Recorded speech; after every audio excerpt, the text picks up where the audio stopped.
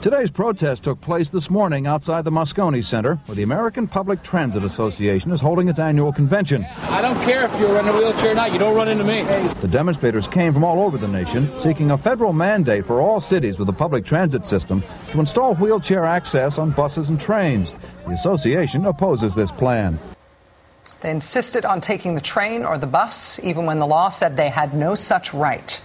And except for their bravery that led them to take that stand, they were just regular people, like this guy, Jack Warren, who was hauled by police off a city bus in Cincinnati on May 19th, 1986. Mr. Warren was hauled off that bus and arrested for the crime of insisting that he should be allowed to ride with everybody else, even though he had a disability, and even though he had mobility issues.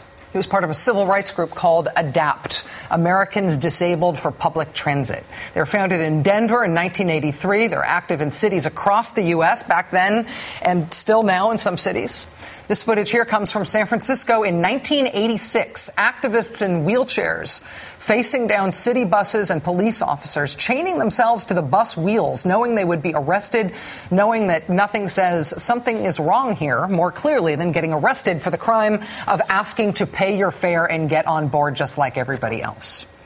Pressured by those dramatic protests and these activists making their case, it was President George H.W. Bush, Poppy Bush, who responded by signing historic legislation, the Americans with Disabilities Act. It was a huge leap forward for our country. It's why we have wheelchair lifts on buses now, and handicapped restrooms in public places, and curb cuts and sidewalks, and instructions in Braille on ATMs. It's why you can bring a service dog with you everywhere. The Americans with Disabilities Act says you cannot be discriminated against in this country just because you have a disability. There needs to be some reasonable accommodation made so people with disabilities can access the same public accommodations that we all can. Poppy Bush signed that law in 1990, nearly a quarter century ago. This week, Senator John McCain said America is a more loving and caring nation because we passed the Americans with Disabilities Act. And the reason that John McCain was saying that publicly this week is because this week the United States Senate had been considering a treaty modeled on the Americans with Disabilities Act to persuade other countries around the world to do what we have done, to treat our law like the gold standard for all countries, to which all countries should aspire. It's kind of flattering, right? I mean, our civil rights advance, one that was hard fought, but won. Our civil rights advance, a model for the world. So far, this treaty has been signed by 154 countries, including the U.S. It's been ratified by another 126 nations, not including the U.S. President Obama, in other words, signed it a couple years ago, but it has not yet been ratified by the United States Senate. To be clear, this UN treaty would not require anything from us at all. We already have disability rights and a legal framework for enforcing those rights. This treaty just pushes other countries to do what we have done. By ratifying that treaty, we would commit on an international level to what we already believe in here. Ratifying that treaty would help us lead the rest of the world to catch up to that historic leap that we took as a country back when President Bush I signed that landmark legislation. And with the exception of a nutso black helicopter conspiracy theory on the right, championed by failed presidential candidate and failed Senator Rick Santorum, who I should mention is now a columnist at a white secessionist birther website. That's his job now.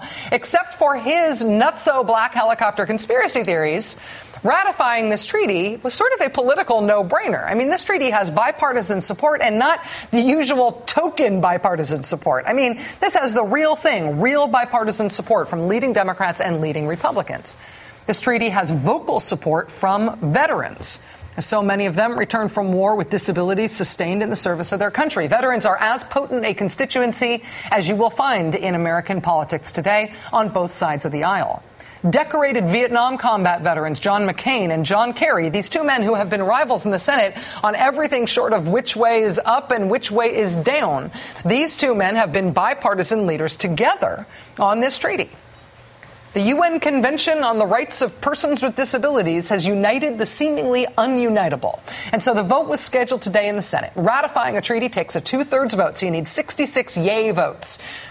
Former Senator Bob Dole was there at the Senate for the occasion, in his wheelchair after a hospital stay. The decorated wounded combat veteran from World War II, the former Republican presidential nominee on the floor of the Senate, he was there with his wife, there on the floor of the Senate. So senators had to walk past him in his wheelchair on the way in to vote. and the Republicans in the Senate voted no. The UN Treaty on Disability Rights got 61 votes from our Senate, which is a majority, but you need a 2/3 supermajority to ratify a treaty, and only 8 Republicans voted for the treaty. It requires nothing of us. 38 Republicans voted no, and so the whole treaty failed by a handful of votes. So forget Poppy Bush, Republican president, forget John McCain, war hero, forget Bob Dole in his wheelchair in the Senate where he served for decades, forget our wounded combat veterans in their wheelchairs, forget them all. Republicans are now instead going with Rick Santorum and the nutso black helicopter theory instead. Now, this year, in 2012, they did that today. Amazing. Joining us now is Steve Clemons from the New America Foundation. He writes at the Washington Note and at the Atlantic magazine, where he's Washington editor-at-large. Steve's also a former policy advisor for New Mexico Senator Jeff Bingaman, where he worked on a bunch of different international agreements. Mr. Clemons, thank you for being here. Great to be with you, Rachel. Am I being naive to have thought that this was going to pass? No, I think a lot of people thought it would pass because of all the treaties that are pending, this one would have seemed like the easiest to pass. There's a Law of the Seas treaty. There are other treaties out there that have been pending for a long time. This is about people in need, and it didn't. This is a branch of the GOP that doesn't represent all Republicans, but it's the pugnacious, obnoxious nationalist wing that really resents any international deal making. And there's a lot of worry, not just about people with disabilities, but all the other treaties that position the United States and show that it can be the primary sculptor of global affairs in a way that serve Americans. And we're defecting from that as of today's vote. So 126 countries ratifying this, but us not ratifying it, particularly when it is modeled on our law.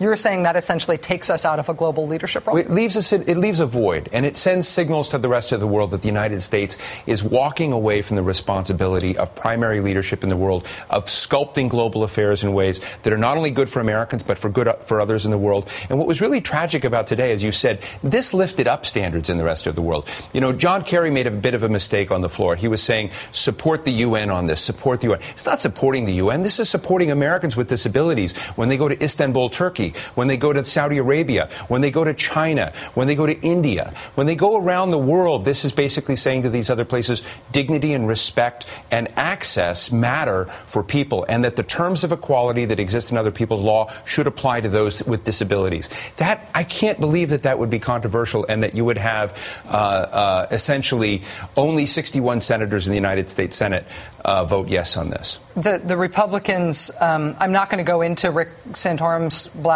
helicopter crazy conspiracy theory on this because I don't want to dignify it with verbiage. But I recognize that the Republicans have crazy conspiracy theories about the UN. The thing that strikes me about this one in particular is that you had Bob Dole and Poppy Bush and John McCain and all of these sort of Republican elders. Well, it almost says that none of them can be Republicans today, right? Yeah. I mean, you know, they're talking about Chuck Hagel. An extreme rhino, Republican in name only, possibly getting a position in the Obama administration. But what is Bob Dole, who is a candidate for president? What is John McCain, who voted for this? Are they now rhinos? Are they the new rhinos? I mean, that's what it really means, is that the Republican Party has moved so far away from their standard bearers, incumbents in government. I mean, I think it was one of the saddest things I've seen to see these senators walk by Bob Dole, salute him, and then essentially vote against him. And saying, Senator, if you want to travel abroad while you're using that wheelchair, we actually have we are going to take no responsibility for ensuring your dignity and respect abroad. No, it's, yeah. I know that you've been in touch with Senator Lugar and with Senator Hagel recently. Senator Lugar obviously is in a poignant spot in his career, leaving the Senate after having been primaried by somebody who then lost in the general election. President Obama paying elaborate tribute to Dick Lugar this week, talking on issues of nuclear security. When you talk with Senator Lugar and Senator Hagel, what are they expressing about their views about what's happening in their own party right now? I think they're concerned. I mean, I think they're concerned in a constructive way. Just as I've heard, to be honest, Democrats occasionally express concern about movements there. But I think when I listen to Richard Lugar talk about the face of American internationalism and the fact that this used to be an easy place for Democrats and Republicans to stand together and to support a principled engagement in the world, that Lugar and others that are no longer in the Senate, like Hagel, others that left the party and became independents, like Lincoln Chafee, who's now governor of Rhode Island. There's a group of Republicans that just said, this isn't working for us anymore. And what you've seen is a senator not that many people talk about anymore, but you see the ghost of Jesse Helms in all of this. Jesse Helms was the chairman of the Senate Foreign Relations Committee in the 1990s, suspended our payments to the United Nations. It was during Helms's tenure in foreign relations that many of the so-called conspiracies, the little signs with the United Nations, and when I worked for Jeff Bingham in New Mexico, these signs were everywhere, block and ban the UN. Yeah. And it was the year of the child, and it was exactly like this, where people believed that they were going to be told how to raise their children, and that's what essentially came undone. This is that the Homeschooling League began to animate voters because they believed that this treaty would somehow circumvent American sovereignty and would basically result in people losing control of their children. So it's a fantastical, horrible interpretation of a treaty that would have been very, very good for this. And I think you don't want to talk about Santorum, but Santorum is a lawyer. And he was a lawyer before he ran, and he knows better than what he did. And that's what's sad, is Lugar is the best in the Republican Party, is a great leader, great principled person who's helped make the entire world safe. None Lugar, dismantling and disabling nuclear weapons and materials has been so vital. But I tell you, the United States is in a fragile place in the rest of the world, because a lot of our allies doubt our ability to stand with them when they're in trouble, when we have these kinds of things. And we need to communicate to them that we're going to be there. And right now, when you look at the cast of cards and cast of characters involved, it looks doubtful. Yeah, and those conspiracy theories, the fact that they are not new, tells you something. They are always out there, ready to be tapped by politicians who do not have the better angels of our nature in mind. And the fact that that's where they're going after this election I find it stunning. Steve Clemons, New America Foundation, editor of the Washington Note, and the Atlantic's Washington editor at large. They're lucky to have you. Thank you. Thanks, Rachel. Thank you. All right, we'll be right back.